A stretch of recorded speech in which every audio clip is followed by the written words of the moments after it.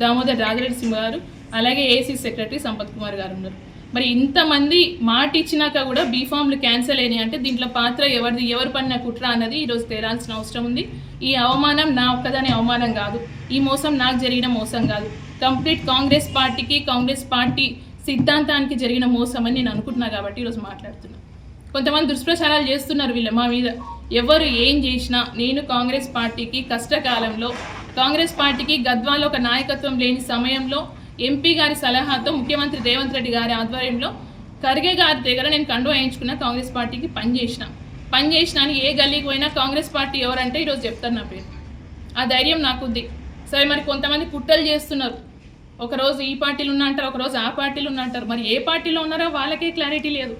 మొన్నటి వారికి స్పీకర్ గారి అనర్హత వేటు పడుతుందేమో అని నేను టీఆర్ఎస్ ఎమ్మెల్యేని, నేను టీఆర్ఎస్లో ఉన్నా, మాకు ఎల్పీకి అమౌంట్ కట్ అవుతుందని చెప్పుకున్న వ్యక్తి కరెక్ట్ బీఫామ్ అంటే నామినేషన్లు వేసే 3వ రోజు బయటకు వచ్చి కాంగ్రెస్ పార్టీకి ఓటేయండి అని చెప్తున్నారంటే ఎంత రాజకీయ వ్యభిచారం జరుగుతుందన్నది ఈరోజు పబ్లిక్ కాదు, గద్వాల్ మొత్తం చూస్తుంది, తెలంగాణ రాష్ట్రం గ్రహిస్తుంది.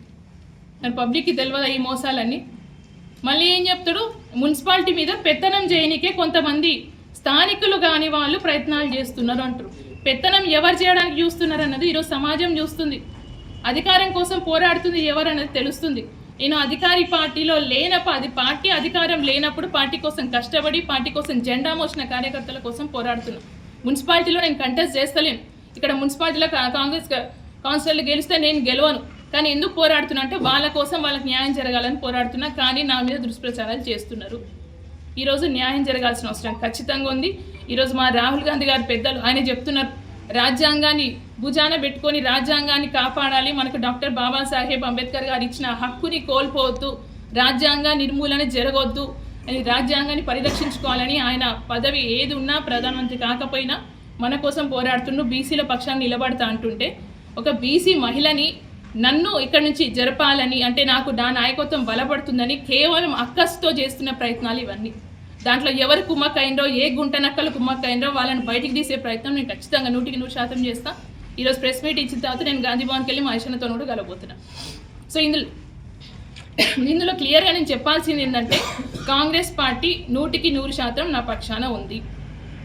ఎందుకు పక్షాన ఉంది అంటే, ఇంత వ్యవస్థ జరుగుతుంటే, ఇంత కుట్ర జరుగుతుంటే కూడా మీనాక్షి నటరాజన్ గారు ఇచ్చిన ఆదేశం అంటే పార్టీ పెద్దలు మన రాష్ట్రానికి ఆమె ఇచ్చిన ఆదేశాల మేరకు పక్కనున్న ఏసీ సెక్రటరీ సంపత్ కుమార్ గారు ఆయన నియోజకవర్గంలో 3 మున్సిపాలిటీలు ఉన్నప్పటికీ అవి పక్కన పెట్టి ఇక్కడ వచ్చి 4 రోజులు మంతనాలు చేసింది.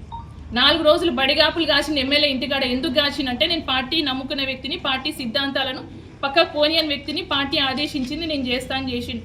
మరి ఒక రాష్ట్రానికి, ఛత్తీస్గఢ్కి ఆయన కూడా ఇన్ఛార్జ్, రాష్ట్రం బాధ్యత నిర్వహిస్తున్న వ్యక్తిని ఒక జిల్లాలో, ఒక నియోజకవర్గంలో ఆయన మాటను తీసేసి ఆయన మాట చెల్లుబాటు చేయకుండా ఈరోజు వ్యవహరించిన కొంతమంది వ్యక్తులు, ఆ వ్యక్తుల మీద యాక్షన్ తీసుకునే వారికి ఇది కొనసాగుతుంది. సరే, ఈ మున్సిపాలిటీ విషయానికి వస్తే